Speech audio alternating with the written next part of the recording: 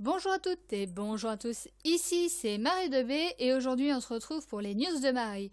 Et avant de parler de ce qui s'est passé à Raw puis ce qui s'est passé à SmackDown, nous allons faire un petit tour sur la twittosphère, sur les différents coups de gueule ou le froid ambiant ainsi que sur le blessé. Et on commence sans plus tarder par le blessé, ça concerne Goldust qui a passé une IRM pour son épaule et malheureusement les nouvelles ne sont pas bonnes puisqu'il sera absent de 2 à 4 mois. La bonne nouvelle dans tout ça, c'est qu'il a tweeté qu'on le retrouvera après cette période. Donc ça veut dire qu'il ne va pas finir sa carrière sur cette blessure. On continue avec le champion des États-Unis, John Cena.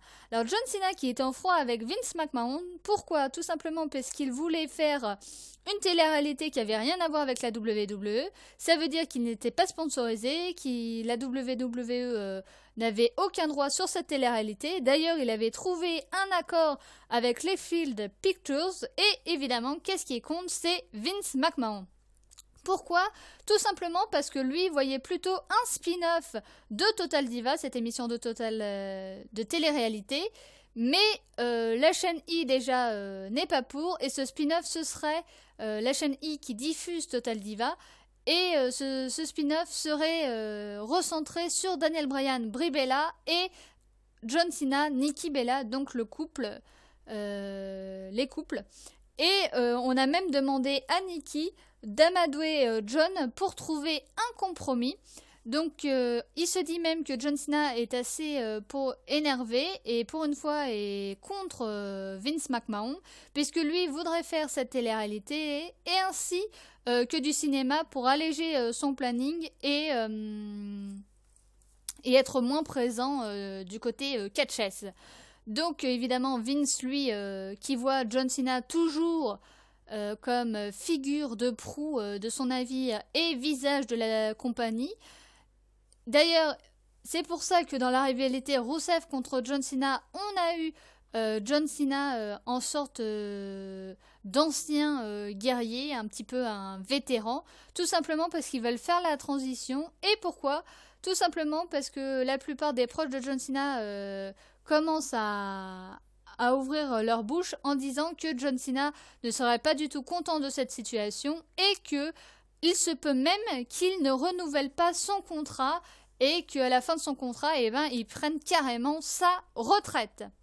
Le second à tweeter et à en avoir marre de la façon dont on l'utilise, c'est Dolph Ziggler.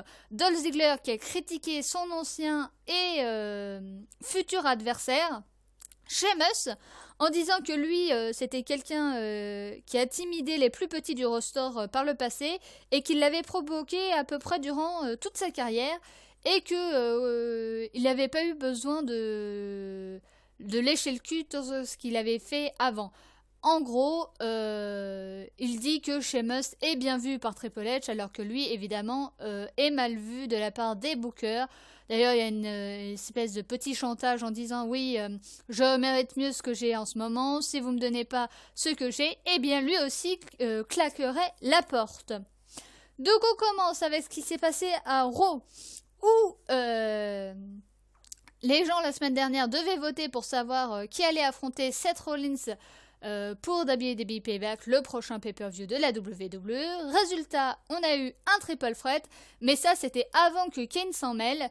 Kane qui commence à en avoir un peu marre de Seth Rollins et l'a remis en place en lui disant « Écoute, tu vas affronter Dean Ambrose et JJ Security seront bannis du ring et si tu perds, Dean Ambrose sera mis dans ce match. » Résultat, il a perdu. Résultat, le triple threat devient un fatal four-way pour WWE Payback. Les trois anciens du Shield, Dean Ambrose, Roman Reigns, Seth Rollins et Randy Orton pour la ceinture de WWE poids lourd lors du prochain pay-per-view. On continue avec John Cena qui faisait son Open Challenge habituel. Le premier à rentrer, c'était Heath Slater, le One Man Bang Baby. Mais il s'est fait arrêter net par Bret The Hitman Hart, qui était là, puisqu'on était au Canada. Et résultat, il a demandé de faire une ovation à Sami Zayn. Sami Zayn qui s'est blessé durant le combat. Résultat, John Cena a conservé son titre des États-Unis. Je vous rappelle que John Cena affrontera pour la dernière fois Rusev lors du pay-per-view WWE Payback dans un I Quit match. On a ensuite eu les sœurs Bella qui devaient combattre, mais elles se sont fait attaquer par Naomi et le retour de Tamina Snuka, Tamina qui était là accompagnant Naomi.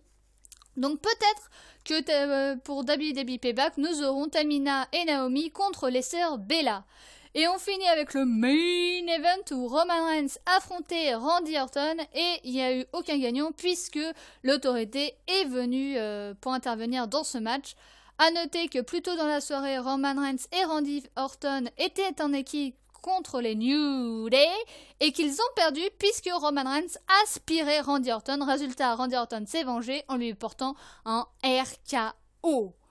On passe tout de suite à ce qui s'est passé à SmackDown où Dolph Ziggler affrontait King Barrett et Dolph Ziggler a gagné par disqualification vu que Sheamus est intervenu. Résultat, Neville est intervenu aussi et on a ensuite eu un tag team match, Neville, Dolph Ziggler contre King Barrett et Sheamus et ce sont les Faces qui l'ont remporté. Luke Harper, lui, il faisait face à Fandango et il a gagné par tombée, mais c'est ce qui s'est passé après le match qui était le plus intéressant. Eric Rowan est venu et au lieu de s'en prendre à Luke Harper, s'en est pris à Fandango.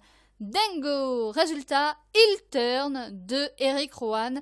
Alors pour ceux qui suivaient un petit peu les news côté Google, eh ben vous avez su déjà qu'il avait effectué son heel turn puisque dans un épisode non capté, eh bien il avait combattu en tant que heel. Donc peut-être pour lui une seconde chance, en tout cas je l'espère.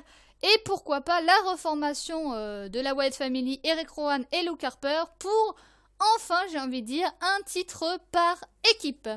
On a ensuite eu un match à 6 avec les New Day contre Tyson Kidd, Cesaro et Ryback. Et ce sont les New Day qui ont gagné ce match à cause ou grâce à l'intervention sans intervenir de Bray Wyatt qui a distrait Ryback. Naomi, quant à elle, a battu Emma.